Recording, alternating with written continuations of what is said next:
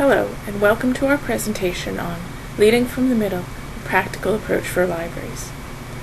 This presentation is being done for Admin 507A at the University of Victoria towards a professional graduate certificate in library sector leadership.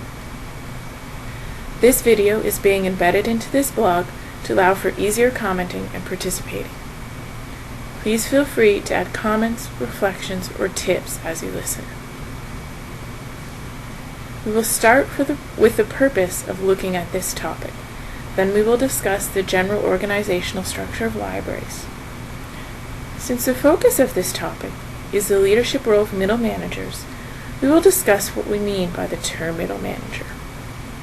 We will examine different organizational frameworks that can be employed that allow middle managers to become more effective leaders, and then we will look at different strategies that a middle manager can use to be more effective, and some formal training opportunities that are available. Why are we researching this topic? From personal experience, we know leadership occurs throughout an organization rather than just at the top. While much has been written about theories of leadership and on the role of the middle manager, there is not as much material on how to practically apply leadership skills to middle managers in libraries. Our purpose is not only to distill some of this research for ourselves and others in the class, but also to offer some approaches that could be used either by middle managers or their directors to empower them to be more effective. This informed us in developing our research question, which is, what are some approaches that can be used in a library to empower middle managers to become effective leaders? Usually in libraries, middle managers are professional librarians. A professional librarian is normally defined as someone with a master's degree in library science. This means that in libraries, there's a professional staff that have ideas and a drive to succeed. Mullins highlights their situation by saying, within the profession, we see excitement for boundless possibilities, mingled with apprehension about which directions to pursue. Since leadership resides, or should reside throughout the organization, looking at these approaches is about creating encouraging workplaces that will bring out the best in each person. But why bother to empower middle managers at all? In their intermediary role between staff and senior management, middle managers are in a key position to influence the culture of the library. Middle managers play a vital leadership role in the library, and it is important to empower them because it will have positive effects on the library. It will improve library service delivery, help create a positive work environment, maximize individual potential, increase tolerance for change, enable the library to play a dynamic role in its community, and help develop a succession plan. Since we are talking about middle managers in the context of a library setting, we are going to address generally the structure of libraries. Though our study refers to both public and academic libraries, note that there's a great deal of difference between these types of libraries. There are obviously differences between a small, rural public library and a large urban multi-branch public library. Similar differences of scale and type exist within academic libraries as well. Understanding this, the following slide serves to show only the most general structure of libraries to provide a context for our main purpose. At the heart of all libraries, of course, are our patrons.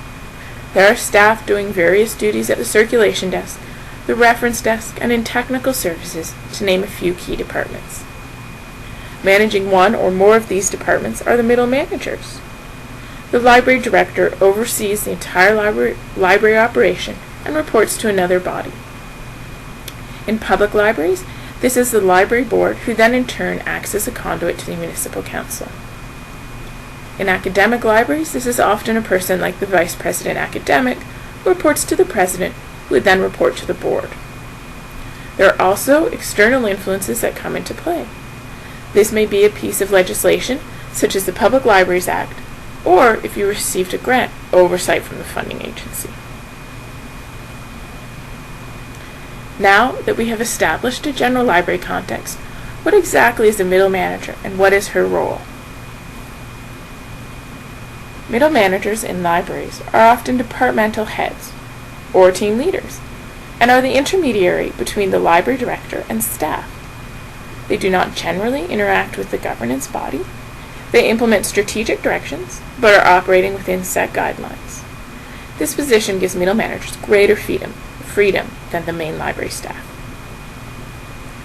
Some common constraints on middle managers are limited decision-making ability, working under set policy and with a prescribed budget. Other than access to the director, they are usually not in contact with other policymakers. This can lead to tension in situations where they implement a strategic direction and discover an opportunity to enhance the benefits beyond the parameters of the original version, but they find themselves bound by constraints which they do not have the authority to change. Yet, even with these constraints, middle managers have a unique perspective that ideally positions them to identify opportunities for the library. As Ho notes, there are 4 major areas where middle managers make contributions to change in organizations. Since they implement programs, they are ideally placed to come up with value-added entrepreneurial ideas. Secondly, the middle manager's regular interaction with the departments, patrons, and library director allow them to leverage informal networks. Middle managers are attuned to employees' moods and emotional needs, which helps them to keep change on course. Lastly, given the above, they are well placed to manage the tension between change and continuity. Despite middle managers being well placed, Lubins comments that the middle manager is often referred to as the invisible leader. In a traditional hierarchical structure, this may be true, but empowering the middle manager should improve their visibility. There are 2 key aspects to the empowerment of middle managers. The first is from an organizational framework, the context they work within, and the second aspect is their own qualities and actions. We will look first at organizational frameworks. There are several organizational frameworks that can be employed in libraries to encourage and empower middle managers to take on this role, and in turn to create similar opportunities for the library staff. These frameworks help to create more ownership in decisions and more innovation. The three framework models we will look at are shared management, horizontal management, and team management. In the shared leadership model, Brindley defines it as having 3 characteristics: empowerment, accountability, and a decision-making partnership. As the title implies, this is a commitment to sharing the leadership among staff and is in opposition to having the leadership role reside entirely with the library director. Horizontal management is about working collaboratively across organizational boundaries. This framework looks at flattening the organization to make it less hierarchical. It is more an art than a science. It is about mobilizing teams and networks which require open engagement and teamwork. It is about developing shared mental models and vocabularies. It involves trust that is built on credibility, relationships, openness, and continual dialogue. In a team management framework, Bernfeld talks about it as a learning organization that is continually expanding its capacity to create its own future. The team management framework is built on collaboration and accountability within teams, rather than invested in one person. This is a dynamic way to meet the constant change and as it does not involve a rigid organizational structure, but is instead about cross-training, modular job descriptions, team leaders, and peer review. This graphic from Bernfeld is a representation of the team management framework. The advantages of these organizational frameworks are that they provide leadership opportunities throughout the organization and increase empowerment and accountability among the entire staff. The disadvantage is that these frameworks get implemented in a traditional top-down manner. Their success and implementation is dependent on the motivation and leadership of the director. While any of these models provide more leadership opportunities to the middle manager, they are not something the middle manager can affect on her own. Within any of these frameworks, the most important thing to remember is that they must be more than a plan. It must be based on a shared understanding, a common fact base, and an appreciation for the different perspectives and values.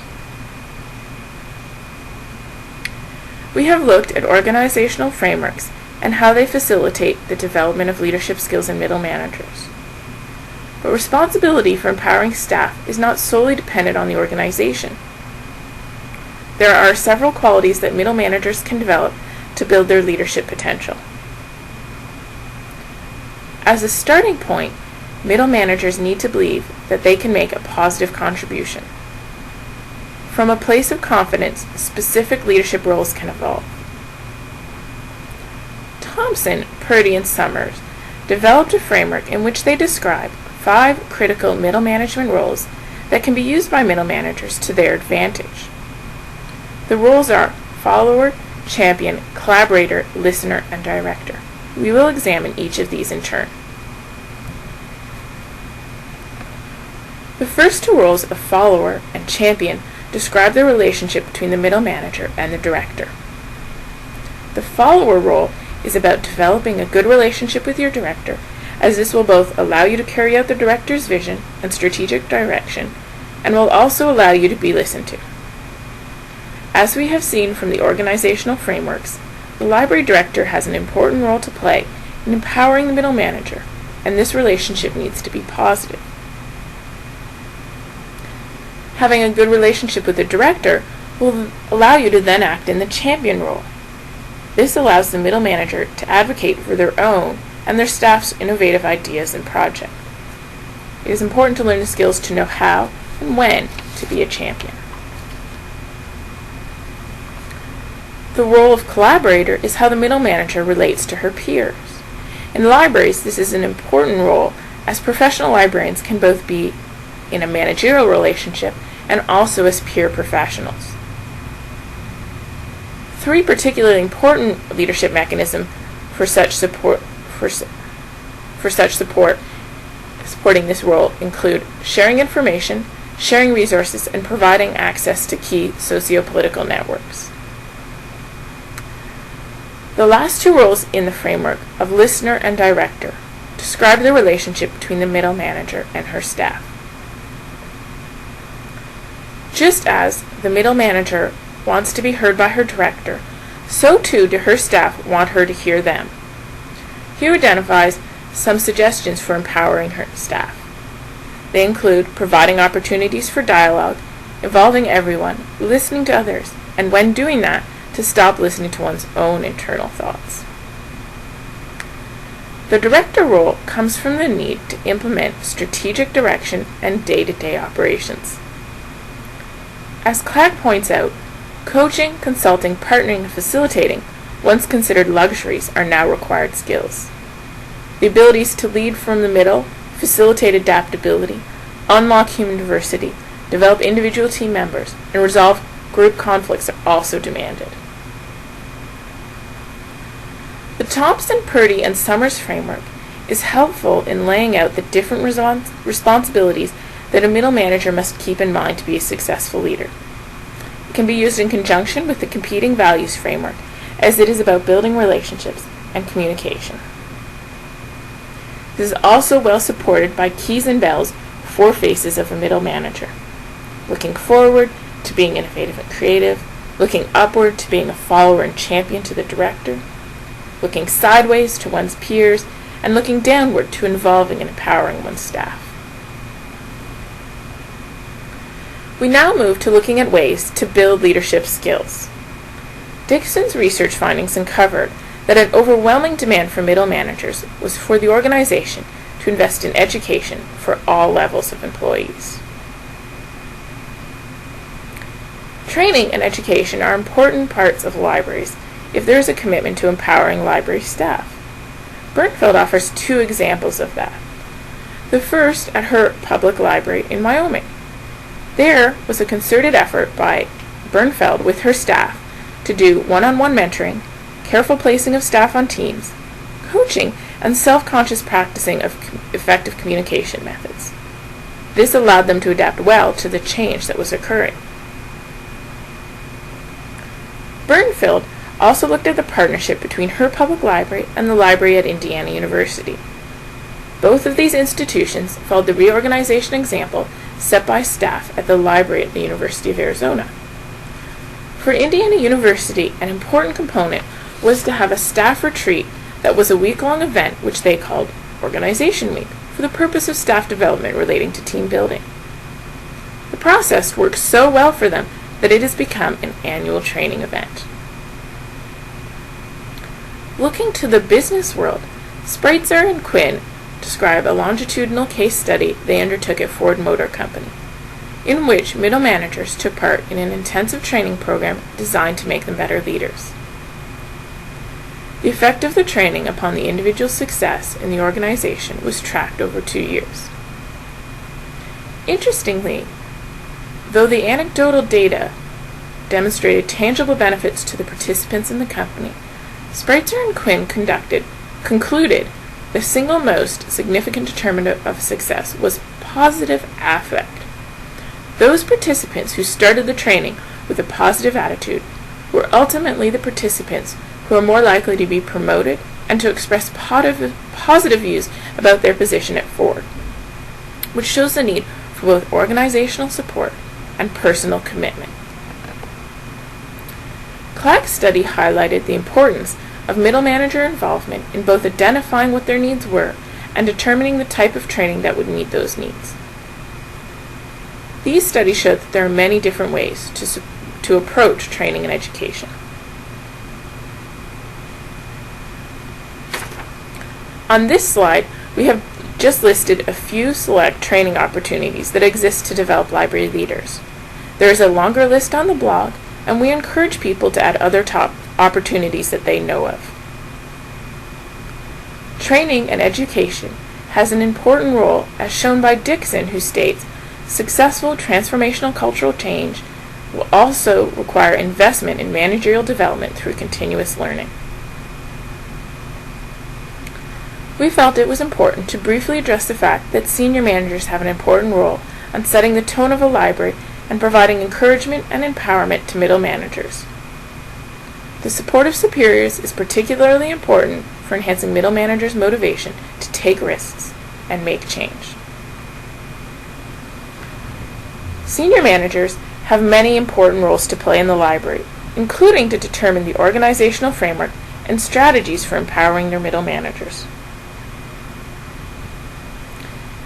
Senior managers should be aware of middle managers' needs in order to facilitate empowerment. In Humble and Jackson's research on middle managers, 5 points were agreed upon by middle managers of what they needed from their senior managers. They are to agree on the results that you expect from me, give me an opportunity to perform, let me know how I am getting on, help train and guide me, and reward me according to my contribution. The role of the middle manager is an important role with many opportunities for contributing to the success of libraries. Providing leadership is a skill that must be learned and practiced, and middle managers should be offered the support and encouragement to do this. Middle managers must also take the initiative to further themselves, their library, and the profession by participating in conversations about leadership and taking opportunities when they present themselves. When an organization has true leaders, it succeeds like no others. Again, we encourage you to post your thoughts and insights. We have shared a reference folder with our research, and the link is on the blog if you'd like to read more.